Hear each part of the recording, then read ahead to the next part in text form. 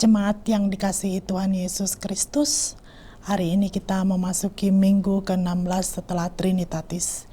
Marilah kita memasuki persekutuan yang kudus dengan Tuhan. Kita menyembah dan memuji namanya. Kita bernyanyi dari buku Ende nomor 14 ayat 1, Puji Hamu Jehovah Tutu.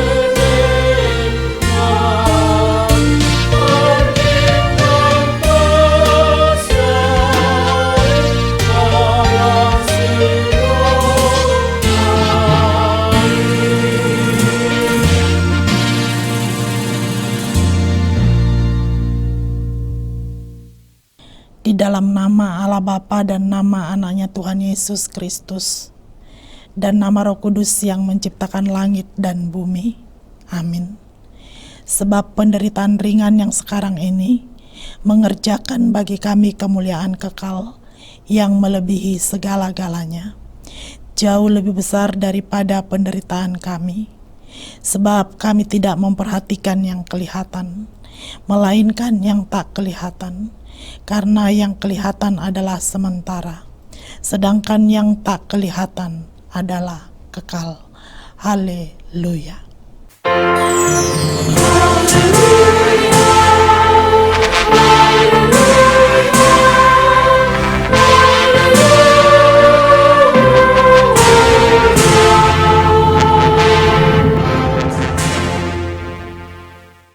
Marilah kita berdoa. Ya Tuhan Allah Bapa kami yang di sorga, kami mohon kepadamu, berilah Roh-Mu yang kudus ke dalam hati kami, dan biarlah kasih dan kebenaran yang dikerjakan oleh anak-Mu Yesus, Tuhan kami, tinggal tetap di dalam hati kami.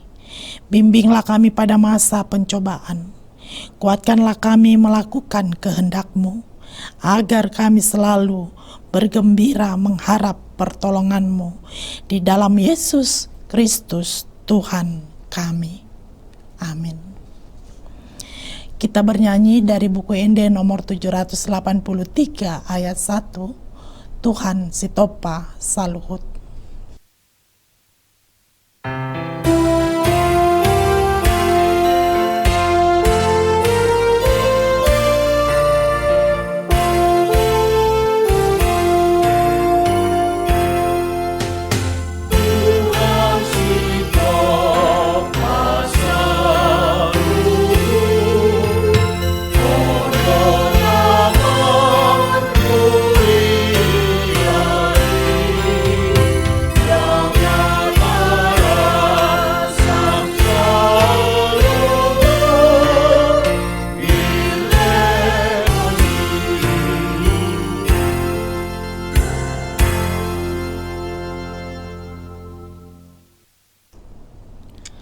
Dengarkanlah hukum Tuhan pada minggu ini, yaitu Ibrani 10 ayat 35.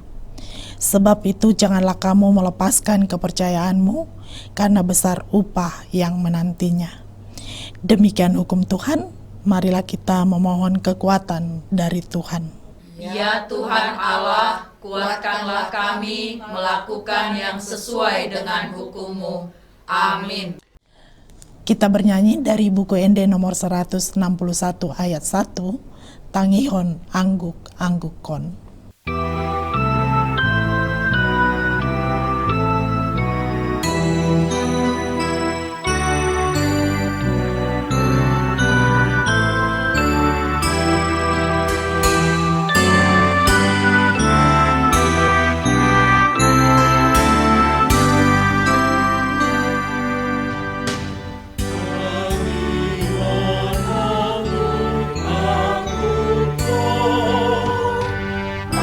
Say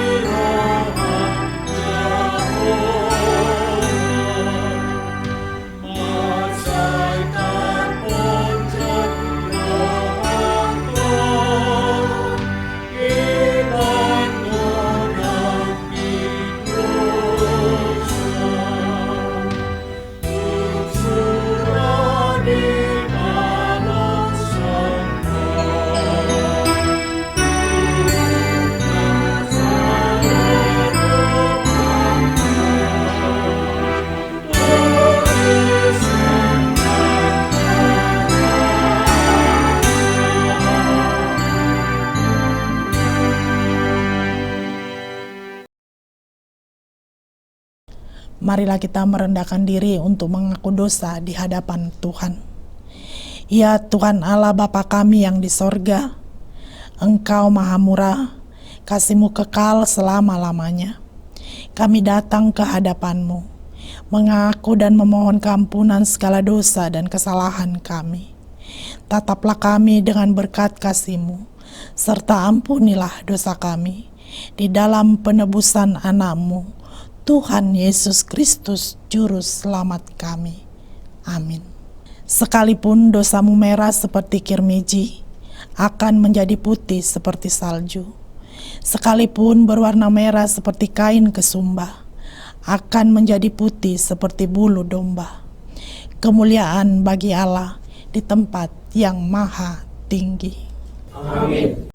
Kita bernyanyi dari buku Ende nomor 437 ayat 1, Tung Namuba Rohaku.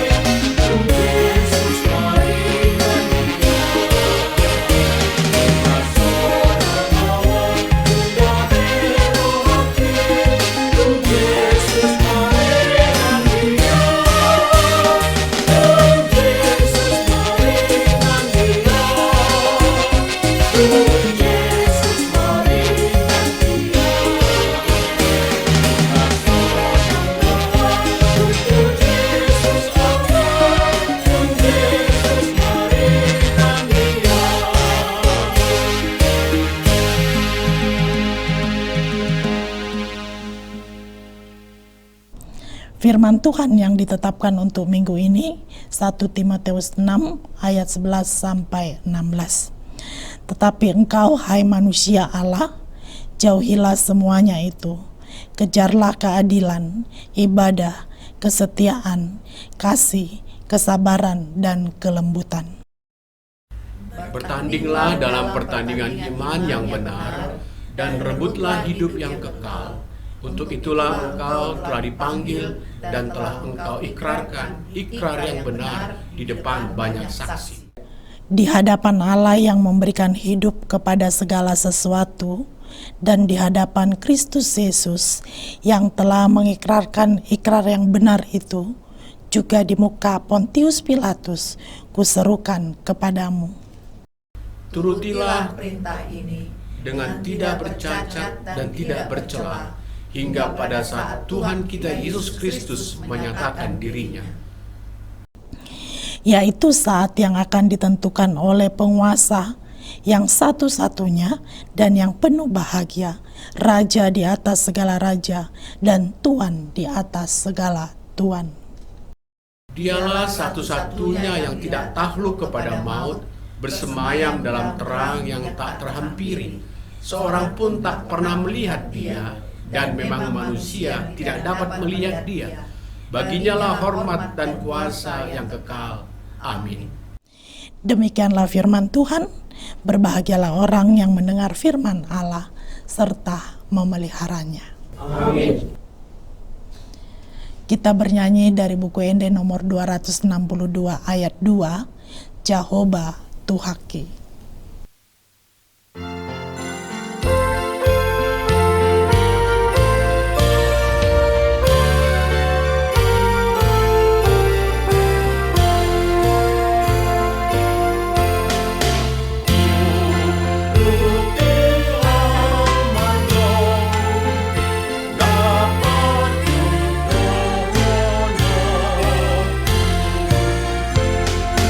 Asa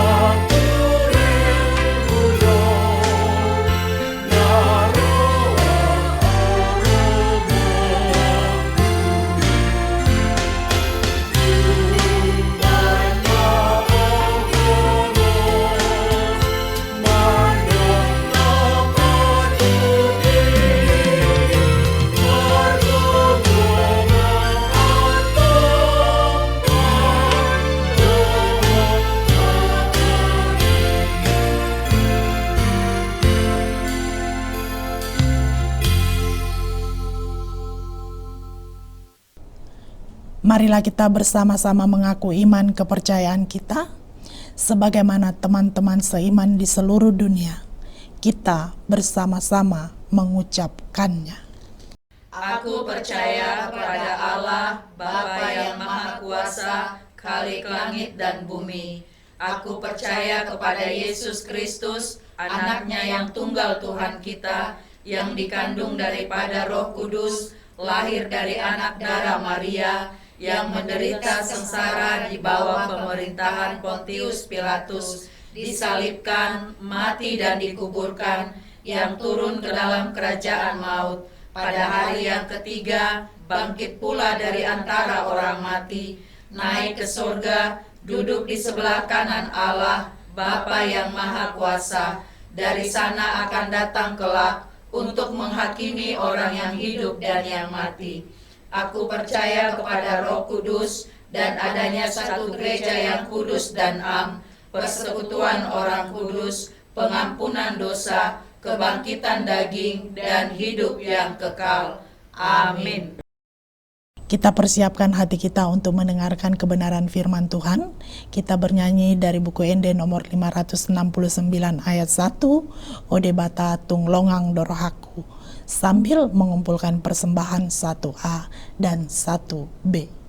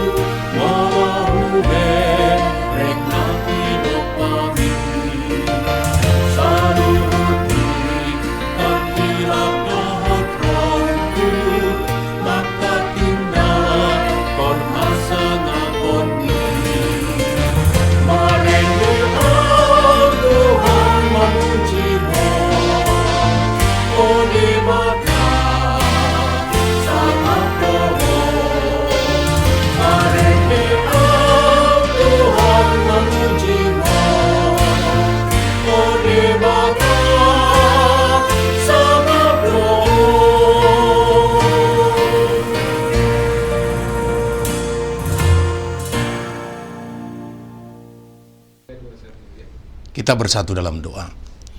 Damai sejahtera dari Allah Bapa yang melampaui segala akal, itulah kiranya memelihara hati dan pikiranmu di dalam Yesus Kristus Tuhan kita.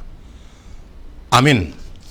Saudara-saudara yang terkasih dalam Yesus Kristus, firman Tuhan yang menjadi kabar baik sukacita dalam ibadah minggu kita hari ini ditetapkan dari kitab Habakuk pasal yang pertama ayat 12 sampai dengan 17. Demikian firman Tuhan. Di manakah keadilan Tuhan? Bukankah engkau ya Tuhan dari dahulu Allahku yang Maha Kudus? Tidak akan mati kami. Ya Tuhan, telah kau tetapkan dia untuk menghukumkan. Ya gunung batu, telah kau tentukan dia untuk menyiksa. Matamu terlalu suci untuk melihat kejahatan, dan engkau tidak dapat memandang kelaliman. Mengapa engkau memandangi orang-orang yang berbuat khianat itu, dan engkau berdiam diri apabila orang fasik menelan orang yang lebih benar dari dia? Engkau menjadikan manusia itu seperti ikan di laut, seperti binatang-binatang melata yang tidak ada pemerintahnya. Semuanya mereka ditariknya ke atas dengan kail, ditangkap dengan pukatnya, dan dikumpulkan dengan payangnya. Itulah sebabnya ia bersukaria dan bersorak-sorai. Itulah sebabnya dipersembahkannya korban untuk pukatnya, dan dibakarnya korban untuk payangnya. Sebab oleh karena alat-alat itu pendapatannya mewah dan rezekinya berlimpah-limpah. Sebab itukah ia selalu menghunus pedangnya dan membunuh bangsa-bangsa dengan tidak kenal belas kasihan. Demikian firman Tuhan. Saudara-saudara yang dikasihi Tuhan Yesus, pernahkah kita berada dalam situasi di mana hati kita bertanya-tanya, mengapa hidup terasa tidak adil? Kita melihat orang fasik justru semakin berhasil, sementara orang yang berusaha setia kepada Tuhan malah sering menghadapi penderitaan, kesulitan ekonomi, sakit penyakit, atau tekanan hidup. Maka sering sekali pertanyaan muncul dalam hati kita, mengapa Tuhan sepertinya diam? Apakah Tuhan benar-benar peduli terhadap kehidupan kita? Pertanyaan ini juga yang menjadi pergumulan dalam ribuan tahun yang lalu. Salah satunya adalah Nabi Habakuk. Ia hidup pada masa ketika bangsanya Yehuda dipenuhi dengan ketidakadilan, kekerasan, dan penyembahan berhala. Maka sebagai nabi yang mengasihi Allah, Habakuk tidak tahan melihat keadaan itu. Maka ia pun berseru kepada Tuhan meminta keadilan ditegakkan. Namun jawaban Tuhan sungguh mengejutkan dia. Karena apa? Karena Allah justru memakai bangsa Kasdim atau Babel, bangsa yang jauh lebih jahat, untuk menghukum Yehuda. Bayangkan bagaimana terkejutnya dia. Bagaimana mungkin Allah yang kudus memakai bangsa yang lebih kejam untuk menegur umatnya? Bagi Habakuk ini seolah-olah justru menambah ketidakadilan baru. Saudara yang terkasih, inilah salah satu momen iman yang paling berat. Ketika cara kerja Allah berbeda jauh dari harapan kita. Kita mengharapkan pertolongan Tuhan segera, tetapi Allah seakan menunda. Kita ingin jalan keluar yang lembut, tetapi Allah izinkan satu proses yang sangat keras. Maka melalui khotbah ini, Habakuk 1 ayat 12-17, kita akan belajar bagaimana seorang nabi bergumul dengan misteri Allah yang sulit dipahami, namun pada saat yang sama berpegang teguh pada iman kepada Allah yang kekal, kudus, dan berdaulat. Saudara yang terkasih dalam Yesus Kristus, kitab Habakuk ini ditulis pada masa menjelang kehancuran kerajaan Yehuda, sekitar akhir abad ke-7 sebelum Masehi. Kira-kira pada zaman pemerintahan Raja Yoyakim anak Yosia. Saat itu Yehuda sedang mengalami kehidupan moral dan sosial yang rusak. Hukum Tuhan diabaikan, orang-orang benar ditindas, keadilan diputar balikkan, dan kekerasan merajalela. Pemimpin yang tidak takut kepada Tuhan, Raja Yoyakim tidak taat kepada Allah, menindas rakyatnya, dan hanya peduli pada kepentingan diri sendiri. Dan yang ketiga, bangsa Yehuda lebih memilih menyembah berhala daripada setia kepada Allah. Situasi inilah yang membuat Habakuk gelisah, dan ia memohon supaya Tuhan segera bertindak. Doa Habakuk dijawab, tetapi bukan dengan cara yang dia harapkan. Seperti yang saya katakan di awal tadi, Allah menyatakan bahwa ia akan membangkitkan bangsa Kasdim untuk menghukum Yehuda. Bapak Ibu, siapa bangsa Kasdim ini? Kasdim atau Babel adalah bangsa yang kuat, yang kejam, dan penuh ambisi. Mereka menaklukkan bangsa-bangsa dengan kekerasan, menindas tanpa belas kasihan, dan menyembah kekuatan mereka sendiri. Dalam Habakuk 1 ayat 7-11.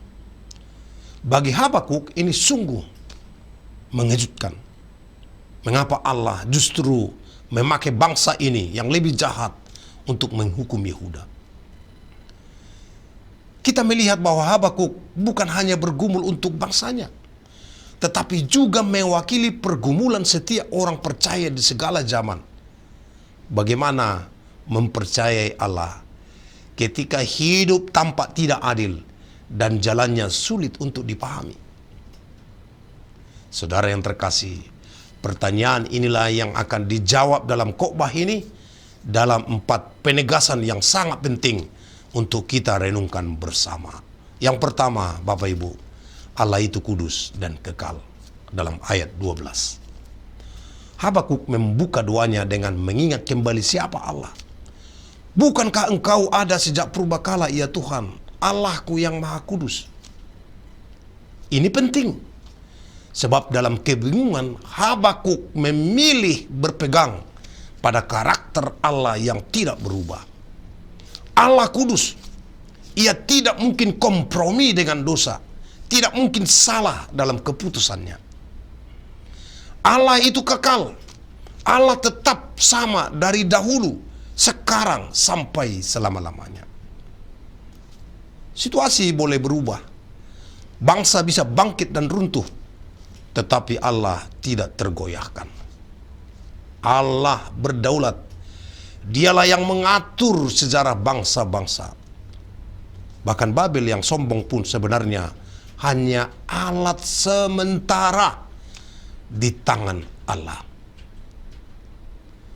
Bapak Ibu Saudara yang terkasih dalam Yesus Kristus, dalam hidup kita, ketika badai persoalan datang, kuncinya adalah mengingat siapa Allah kita. Fokus kita bukan pada besarnya masalah, tetapi pada besarnya kasih Allah yang kita sembah. Yang kedua, Bapak Ibu, misteri Allah sulit dipahami. Itu kita temukan dalam ayat 13. Habakuk jujur bergumul, Allah yang kudus tidak tahan melihat kejahatan, tetapi mengapa ia membiarkan bangsa yang lebih jahat menghukum Yehuda? Secara logika manusia ini tidak masuk akal. Tetapi itulah realitas iman. Jalan Allah sering melampaui akal kita, dan ini pernah disampaikan oleh Nabi Yesaya dalam Yesaya 55 ayat 8 sampai 9. Habakuk terus bertanya, tetapi ia tetap mengarahkan pertanyaannya kepada Allah. Ia tidak mencari jawaban dari dunia, tetapi dari Sang Empunya dunia, Allah kita. Allah terkadang mengizinkan cara yang keras untuk menegur umatnya, sebab kasih-Nya jauh lebih dalam dari yang kita pahami. Ketika kita tidak mengerti jalan Allah, misalnya sakit yang berkepanjangan, doa-doa kita yang belum terjawab, atau ketidakadilan yang kita alami, dari Habakuk kita belajar jangan menjauh dari Tuhan. Justru datanglah kepadanya, sebab iman sejati diuji ketika kita tetap percaya meskipun belum mengerti. Iman sejati bukan berarti semua jelas di depan mata, melainkan tetap percaya sekalipun jalan masih gelap. Ini yang disebut dengan trusting God in the dark. Mempercayai Allah meski tidak tahu akhir ceritanya. Bapak Ibu, dalam pekerjaan, keluarga, atau pelayanan, mungkin kita belum melihat hasil dari doa kita, tetapi tetaplah melangkah dalam iman. Jangan menyerah hanya karena belum mengerti. Ingat, Allah sedang mengerjakan sesuatu yang lebih besar daripada yang kita pahami. Yang ketiga, Bapak Ibu Saudara yang terkasih, kejahatan dunia itu nyata dan menakutkan. Dalam ayat 14 sampai 17. Habakuk menggambarkan Yehuda seperti ikan tanpa pemimpin yang mudah ditangkap oleh bangsa Kasdim. Gambaran ini menunjukkan dua hal. Yang pertama, kelemahan manusia tanpa Allah. Tanpa pimpinan Allah, bangsa atau individu atau kita akan mudah terjebak dalam jerat dosa, penindasan, atau kesombongan dunia. Dan yang kedua, kesombongan orang fasik. Babel menyembah jala mereka, ayat 16, yaitu kekuatan militer mereka sendiri. Mereka mengandalkan diri, bukan Allah. Realita ini mengingatkan kita bahwa kejahatan itu nyata, berwujud dalam berbagai bentuk. Ketidakadilan sosial, penindasan, korupsi, penyalahgunaan kuasa, bahkan penyembahan terhadap teknologi, uang, atau jabatan. Dunia bisa tampak menakutkan, tetapi Alkitab menegaskan kejahatan tidak akan bertahan selamanya. Untuk itu kita dipanggil untuk waspada, jangan terbuai oleh berhala modern, yaitu lebih percaya pada uang, posisi, atau relasi daripada Allah. Jangan sampai kita menjadi seperti Babel yang menyembah jala mereka sendiri. Artinya, jangan biarkan berhala modern menggantikan Allah sebagai sumber utama hidup kita. Dan yang keempat, Bapak Ibu, Allah memanggil kita untuk tetap beriman. Hal yang luar biasa dari Habakuk adalah meski ia bingung, ia tetap datang kepada Tuhan. Ia tidak berhenti berdoa. Ia tidak melarikan diri dari Allah, melainkan mendekat kepadanya. Inilah pelajaran iman bagi kita. Iman bukan berarti kita selalu mengerti, tetapi kita selalu berpegang pada Tuhan. Habakuk memberi teladan bahwa iman sejati bisa menangis, bertanya, bahkan bergumul, tetapi tetap berpijak pada Allah. Dan di tengah ketidakpastian, Habakuk memilih untuk bertahan dalam iman. Inilah yang kemudian ditegaskan Allah kepadanya dalam pasal 2 ayat 4. Allah berkata kepada dia, orang benar akan hidup oleh percayanya. Saat hidup terasa tidak adil, jangan berhenti berdoa. Ketika doa seakan tidak dijawab, tetaplah menanti Tuhan. Iman kita bukan pada keadaan, tetapi pada Allah yang setia. Dalam perjanjian baru, janji ini digenapi dalam Kristus. Keselamatan bukan karena usaha kita, tetapi karena iman kepada Yesus. Hidup oleh iman artinya berjalan setiap hari dengan percaya pada firman-Nya, meski situasi belum berubah. Jangan hanya sabar menunggu, tetapi juga setia menanti. Tetaplah setia berdoa, beribadah, memberi, melayani, sekalipun hasil belum tampak.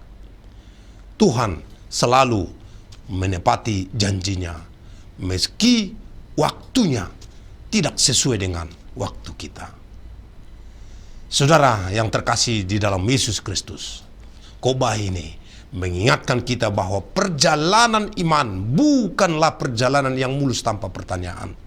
Justru sebaliknya, iman sering diuji di tengah kebingungan kita ketika kita tidak mengerti cara Allah bekerja. Habakuk sendiri bergumul, bagaimana mungkin Allah yang kudus membiarkan bangsa yang lebih jahat menghukum Yehuda?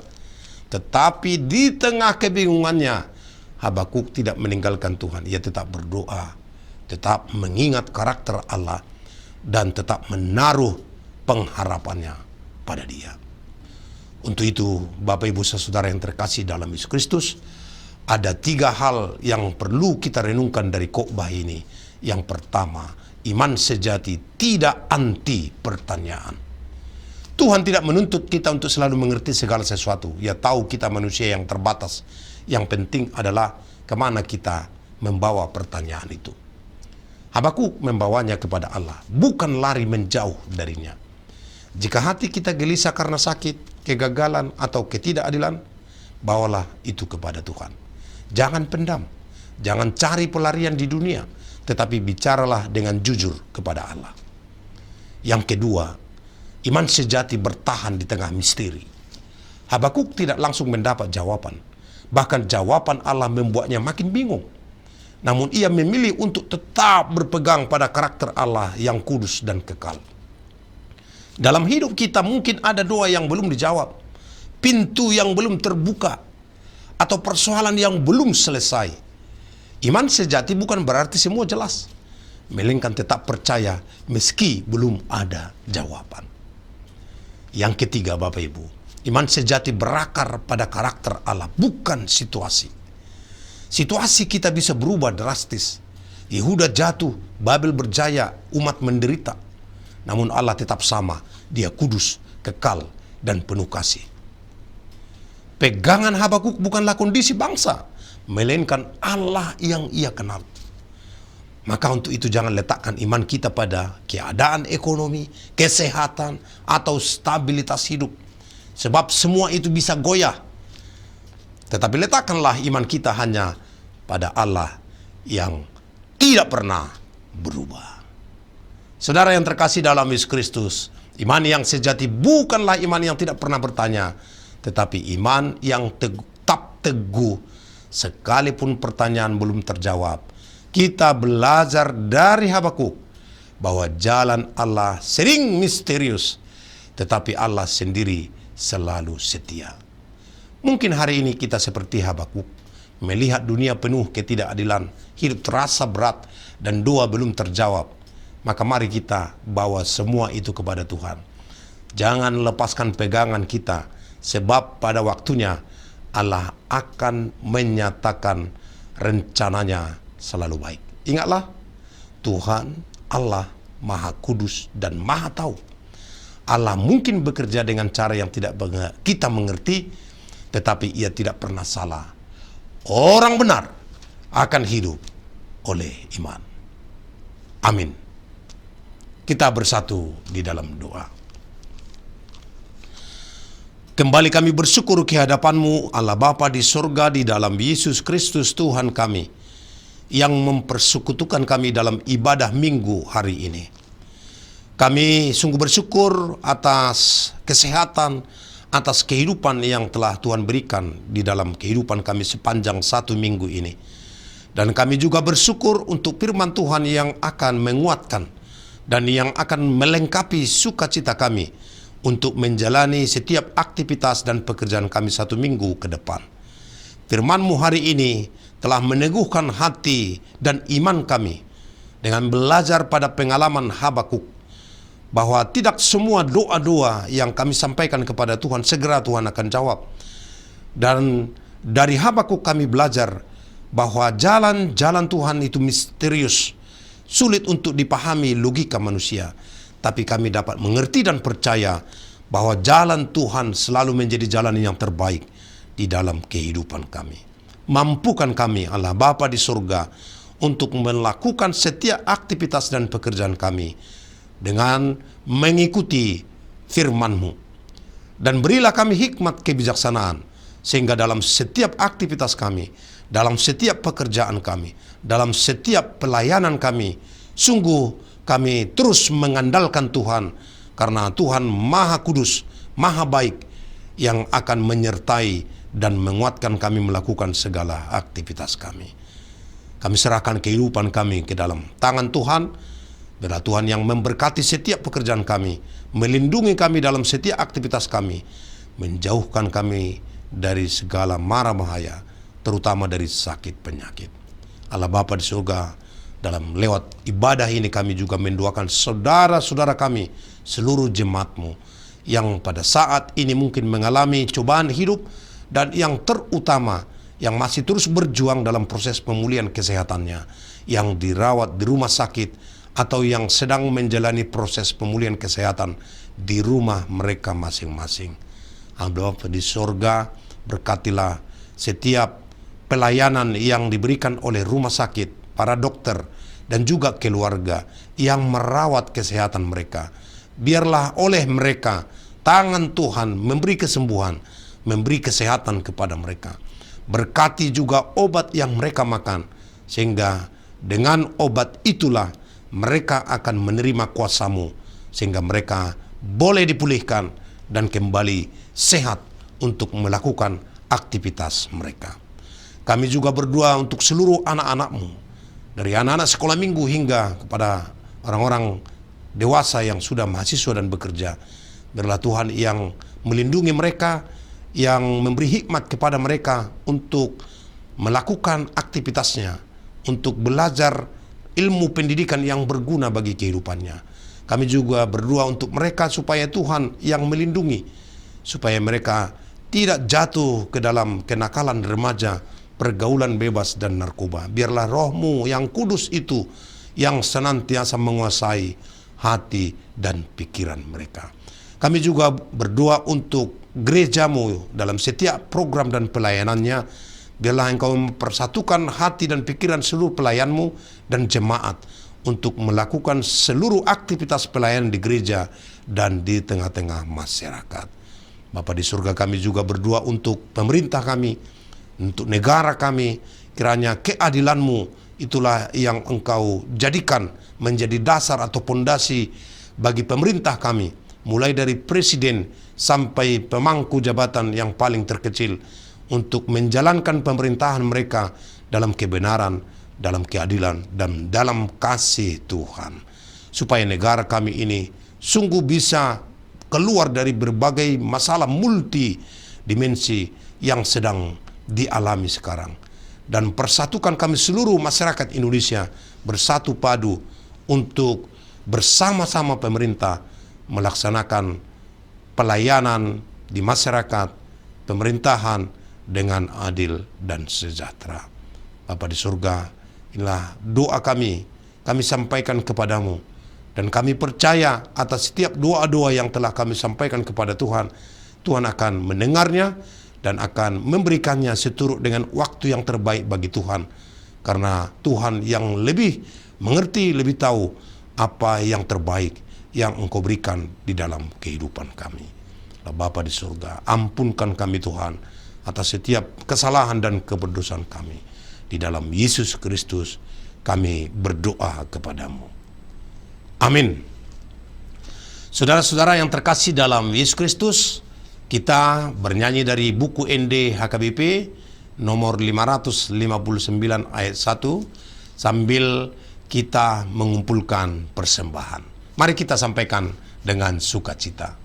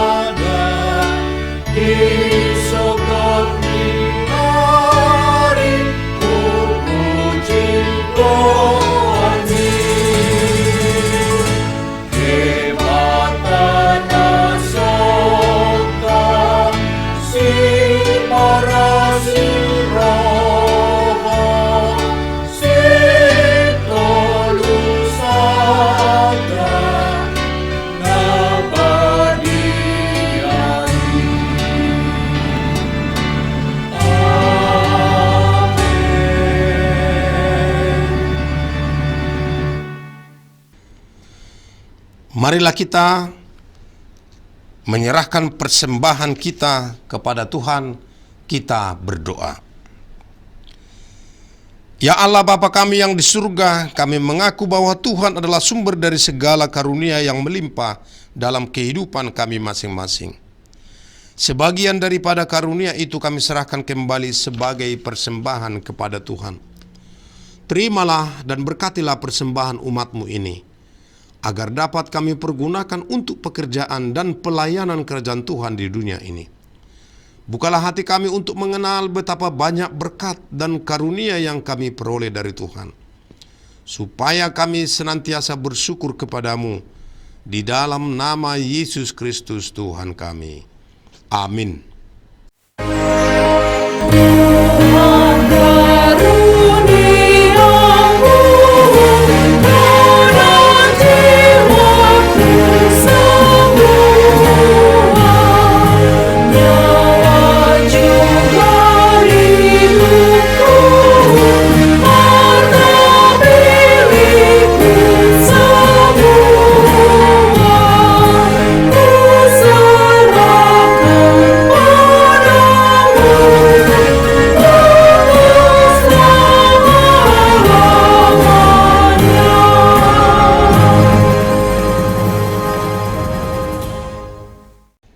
Bapa kami yang di surga, dikuduskanlah namamu, datanglah kerajaanmu, jadilah kehendak-Mu di bumi seperti di surga.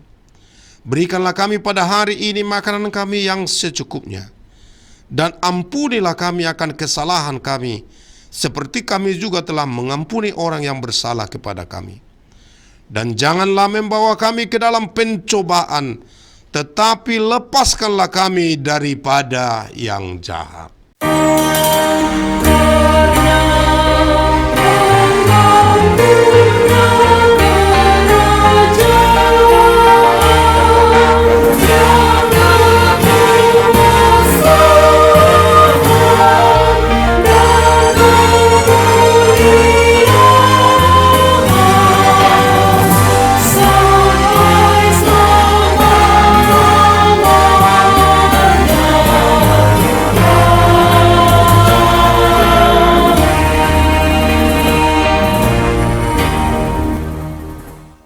Terimalah berkat dari Allah Bapa kita.